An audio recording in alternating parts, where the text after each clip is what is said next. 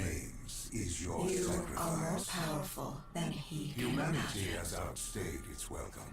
The dead shall inherit the earth. Listen to the sound of my voice. Can you hear me? Who's there? I can't see you. My name is Dr. Salim.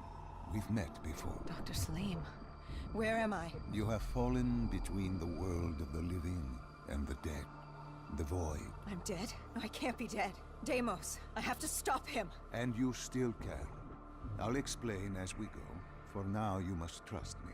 Think back to Coalescence. The start of your journey. The beginning. The beginning.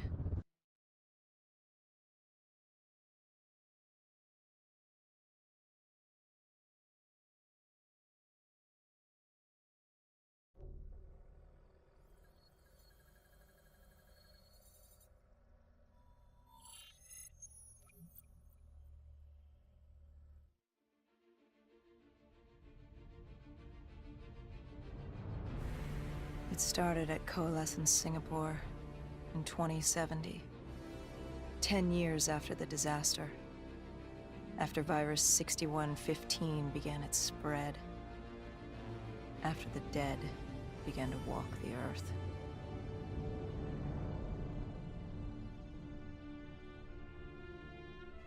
We'd lost comms with John Taylor's squad, another undead extermination team. Dead killers, we were called. With our cybernetic augmentations, we were impossible to infect. We were trained to terminate the undead.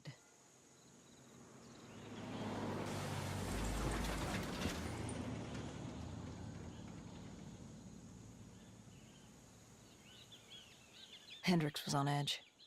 We were in a quarantine zone, one of many walled-off areas separating humanity from the undead, built to keep the virus and the infected behind their wall, away from the rest of us.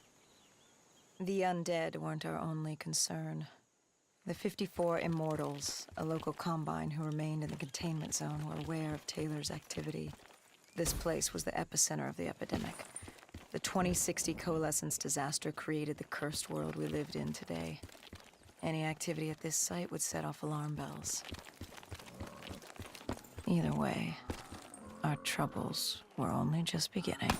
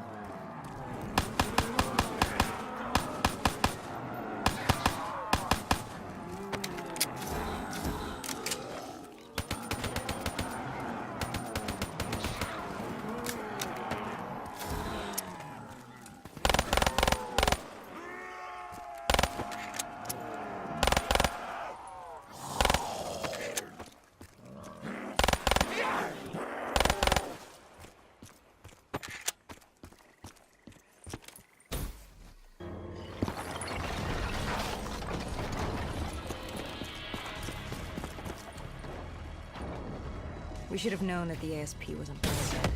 If we were gonna bring it down, we'd need to disable his shield and find a rocket launcher. Hendrix had a bad feeling about this. He wasn't the only one. I knew we shouldn't be there.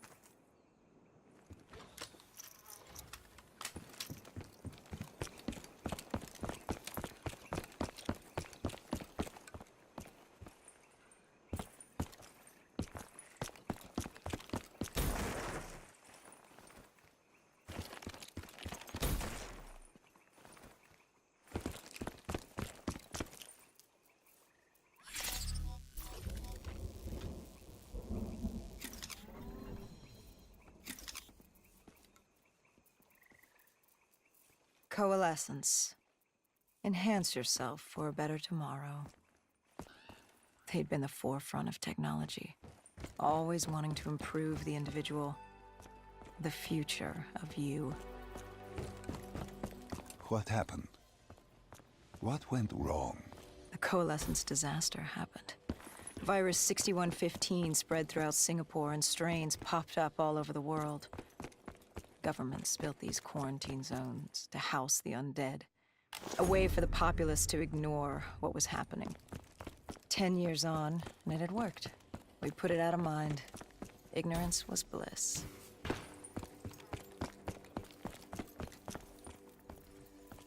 What was so special about this operation? It was supposed to be by the books. 5 years after our cybernetic augmentations, Hendricks and I were a well-oiled machine. Quarantine sweeps, recon, search and rescue.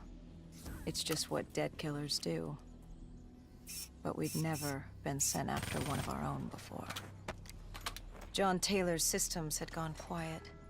With our direct neural interface, we're hardwired into Winslow Accord servers. Observation knew if you were dead or alive. For Taylor to be neither, that was unusual.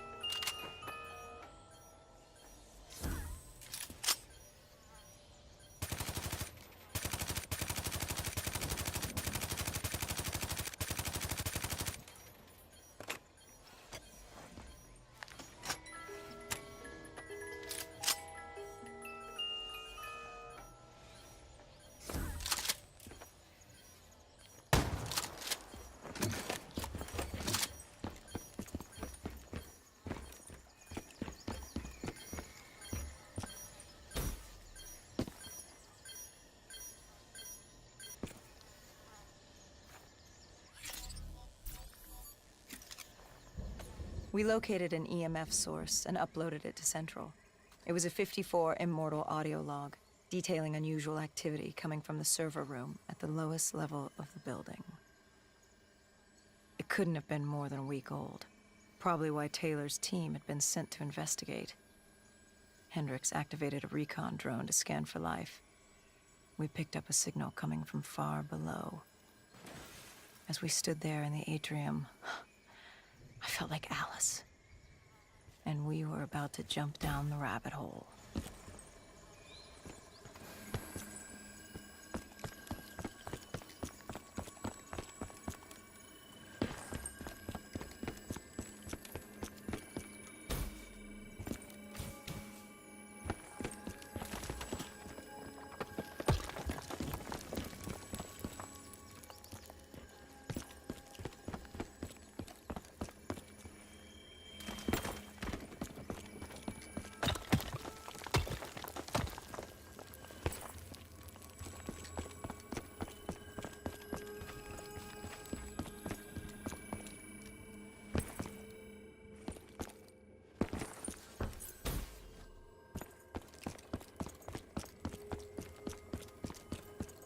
Our drone picked up activity ahead. We should have known we weren't alone down here.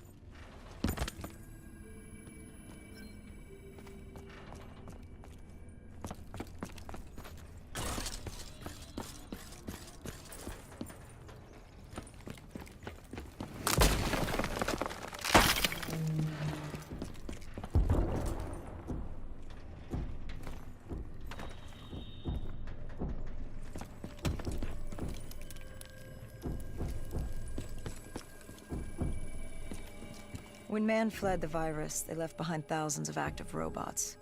Machinery abandoned. Years later, they're still killing. But with decrepit programming, somehow humans had been added to their kill list, indistinguishable from our brainless counterparts. The strange behavior was observed in multiple quarantine zones. Another nuisance for us to deal with while on recon. We moved on.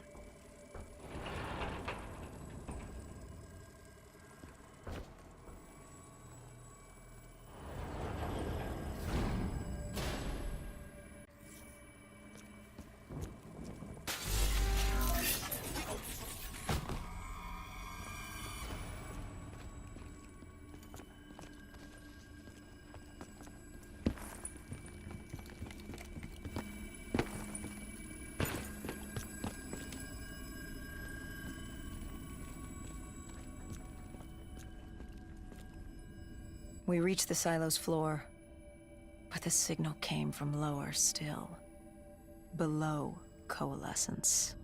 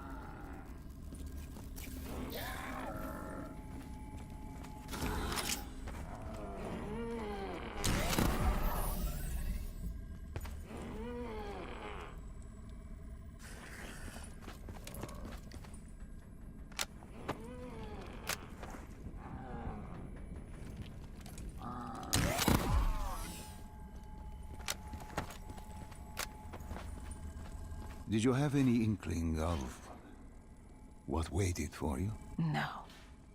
In hindsight, we should have put it together.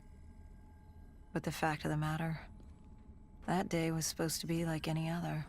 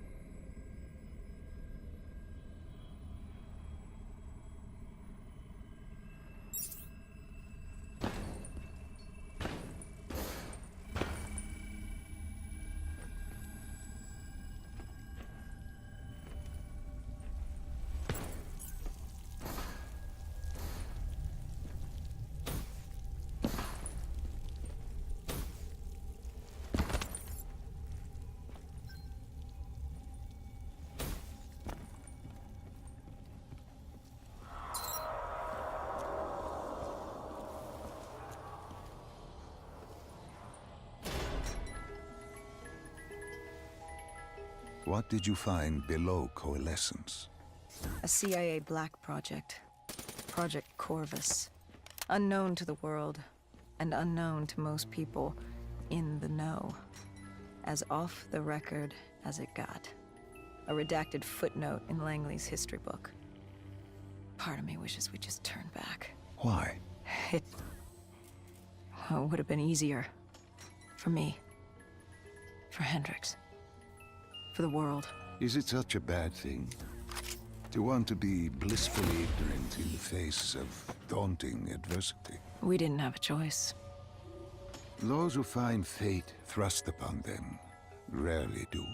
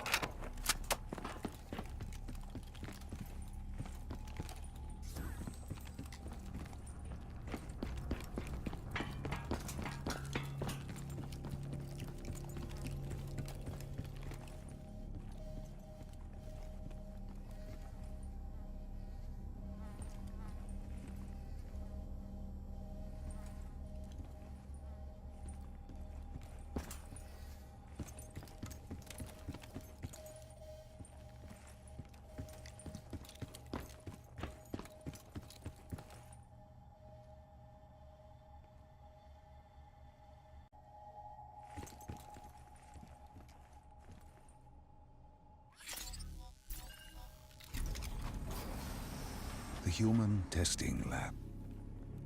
What awaited you there? We found the truth. The cause of the disaster. You are certain of this? We didn't have the full picture. Not yet. But this was the source. We knew coalescence was where the virus originated, but residue of 6115 in the air left no doubt. This was where it all began. When the disaster happened, hundreds of thousands died instantly. And they were the lucky ones. Because when the rest of Singapore inhaled 6115, they changed. From the living into the living dead. These test subjects, they were linked together, connected with a direct neural interface. Their minds hardwired into the central server. Hendricks didn't like what he saw. You knew something was wrong. The same tech in our own heads made us what we were. It was down here in this room. We didn't know what happened, but the data didn't lie. Man did what man always does, playing God and fucking everything up. We, the CIA, man, we created these things. We changed the world. How do you mean, change the world? The Winslow Accord and the Common Defense Pact. We'd been engaged in a Cold War for nearly a decade. 6115 changed that. When the dead walked among us, we set aside our differences. For all of your conflicts, you and your enemy had two things in common. You're both human, and you both want to stay that way.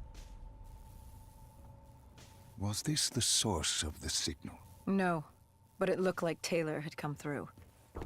Our answers were still further down.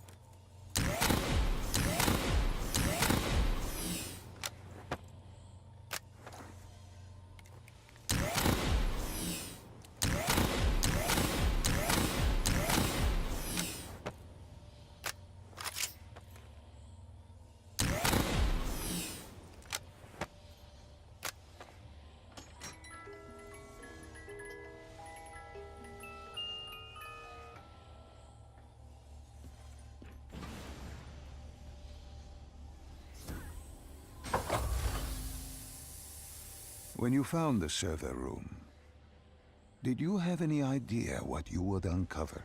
We couldn't have known. What we found was... We found Sebastian Diaz. One of Taylor's. Another dead killer. Our friend. He'd linked himself to the CIA server, connected directly with the Winslow Accord systems. He was deactivating defenses for the undead quarantine zones all over the world. The massive walls containing the spread, keeping us from the undead. Deactivating the defenses would let the flesh-eating hordes loose upon the living. It would end humanity. We had to stop him. The only way to stop him now was by destroying the server.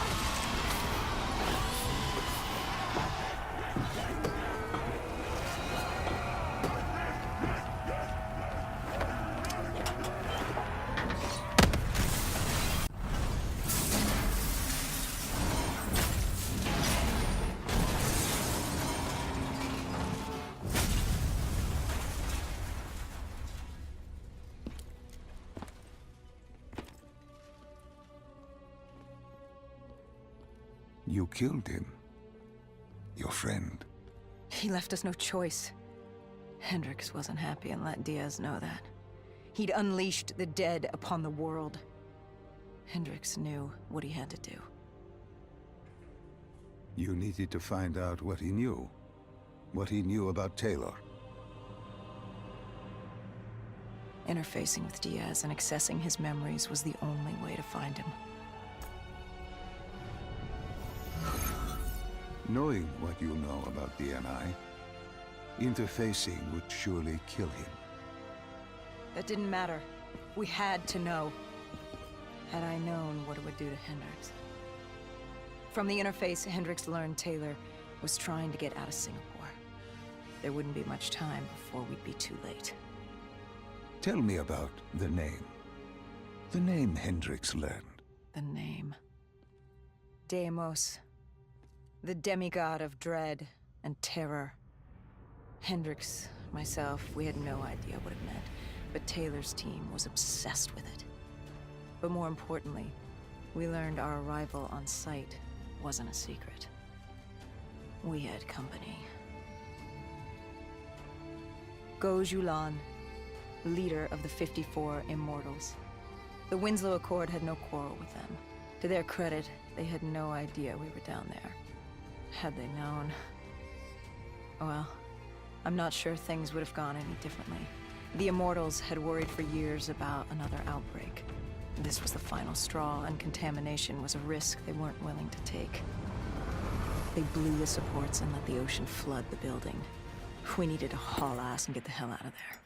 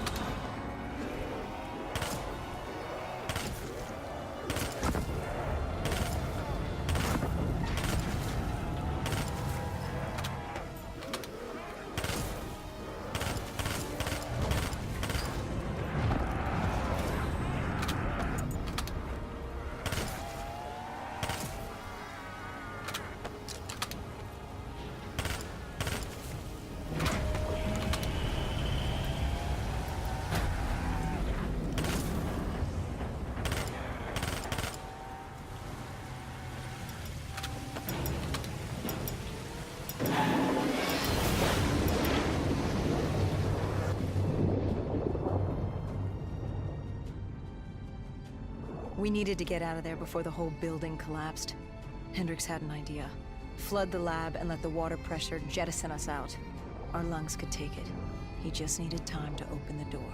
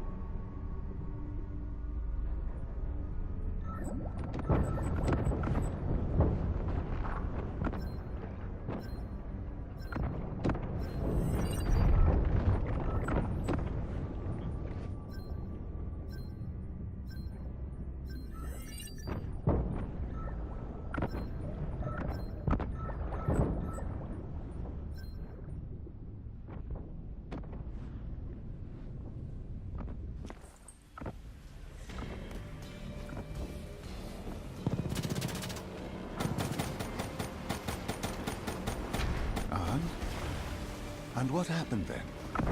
We got through it. We survived. Taylor's team was making their way out of Singapore. But we weren't giving up that easy.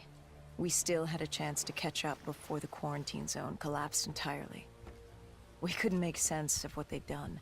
Their motivations, their actions. There was no way to explain it. At least not yet. To figure that out, we needed them. And we also needed to get the hell out of Singapore. That was the day everything changed. That was the beginning.